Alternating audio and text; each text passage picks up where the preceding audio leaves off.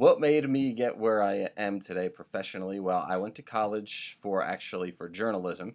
I thought I wanted to be a writer, a newspaper writer. I actually worked in newspapers throughout high school. I always wanted to be in sports, so I knew that going in. I started in newspapers, did that in high school, did that in college. I got involved. I was the sports editor at the paper in college, but then I also got involved just for fun in the radio station at college, and I loved it. I loved the broadcasting much more even than the writing, so I decided to focus on that route, and then just have been in broadcasting ever since. I did a little news, did a little traffic, but then ultimately got back to where I wanted to be, which was in sports broadcasting. And an internship was huge along the way. When I was in college, like I said, the extracurricular activity for the radio station was really all the training I had. I took a class here and a class there, but the radio station was good training, but the internship was probably the best because I got involved at the station I currently work with. I got an internship in the sports department at Channel 69, and it was very hands-on, in large part because it was in a kind of a medium market. A lot of people intern in like Philly and New York and stuff, and they don't get much hands-on experience. They go fetch people coffee. But I was able to get some real good hands-on experience, and it really cemented for me the fact that I wanted to be in sports broadcasting, and here I am today. So that's kind of the background. Okay, some characteristics that are very helpful that I've found in broadcasting, sports broadcasting. One, a team player. You're always going to be working with the team, and you have to set your ego aside, be other-centered, be team-centered in your approach. More practical and more specific to the field, writing is a must. A lot of people, maybe the number one thing that I've found when people come in, be it an intern or new people, looking to get into broadcasting, is that it's all about they want to be on air, they want to be on TV or on the radio, but writing is what sets you apart, and it's really foundational. You really have to be able to write to be able to do this job, because this is an age where the internet is more and more prevalent, so then a lot of times you have to write things not only for yourself on TV or the radio, but write things that would ultimately go on the internet. So that's also a big time trait that you want to have. Being assertive is good. You don't want to be aggressive or you let an ego get in the way or anything, but you also don't want to get trampled upon. So having ideas, taking initiative is another good thing, and ultimately, again, writing is a must, and just being a team player also would really help you in this field.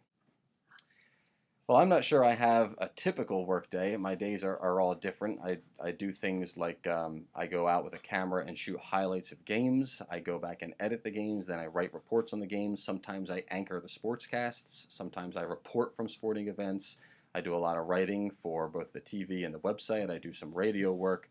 But one day, I'll take you through my busiest day, which is Saturdays. I get up on Saturdays and I go in and I host a 2-hour sports talk radio show from 10 to 12. And then usually I'll go to a game. A lot of times there are 1 o'clock games in the afternoon. We do a lot of high school, college sports, so there are a lot of times 1 o'clock games on Saturdays, so I'll do that. And then I'll go back to the station and start to put together a 6 o'clock show, which will involve writing a lot of stories, editing video for the stories. And then come 6 o'clock, I go on the air and I anchor the sports for that 6 o'clock news. Then in between the 6 o'clock and 10 o'clock news, I've got about 3 or 4 hours, and I usually will go to another game. So I'll shoot the game, I'll come back, edit the game, write more stories for the 10 o'clock news, and then I'll anchor the 10 o'clock news. And then a lot of times after that, I stay and write and post stories to our website. So that's a very long day. I wouldn't say it's a typical day. I don't want to scare anybody off and thinking that all 14-hour days are a must in sports broadcasting, but that just gives you a glimpse of the variety that we get, and frankly, all the skills that you want to be working on, and ultimately you'll acquire on the job. So that's one day. Wouldn't say it's typical, but it does give you a glimpse of the variety that we get in this job. I'd say some of the most memorable things to happen are just a couple things. One, you get to interview some celebrities, which is kind of cool. Just this past week, as we're recording this, Chase Utley and Ryan Howard have both played for the Iron Pigs, so that's been cool. We've gotten to kind of be at their games and follow how they've been doing, and then go to interview them afterwards. The Eagles are in town every week, so we get to interview a lot of Eagles. Some other memorable things are not so fun. In our business, our job is to report the news as it happens. So a few months ago, Joe Paterno passed away, so we had to go on and talk about the man's life, talk about the later controversy that surrounded him, talk about his career, and do it in a timely, kind of breaking news, cutting edge kind of fashion. So that was memorable. And honestly, the job really runs the gamut. You get more positive than negative, at least I do because I'm in sports. From the news, it might be the flip side. But for the sports side, you get more positive than negative. But the bottom line is a lot of memorable things will happen because you're in news and you're reporting it as much as you can as it happens.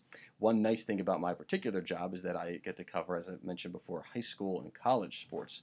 So there's still a lot of purity and innocence to that. So when a high school team locally wins a state championship, that's a lot of fun. I still have great memories of Wilson and Central Catholic football teams winning state championships and just the pure joy that they have and getting to be with them.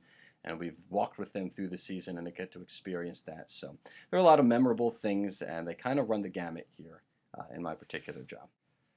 Okay, one thing that's happened that I certainly wasn't prepared for or trained for, and it actually happens off and on recurringly, is that sometimes at our station we use a teleprompter. I'll write my stories, and the stories will be in the teleprompter. So when I'm looking in the camera, I'm oftentimes actually reading scripts that are going through the teleprompter. Well, I don't run the teleprompter. The news anchor runs it for me, and sometimes I forget. So sometimes we're there and it's kind of like being stranded on an island. So the first time it happened, I was able to kind of wing it, but then I made a mental note, okay, always, you can never go on autopilot. Just because you're reading, it doesn't mean you can't be thinking.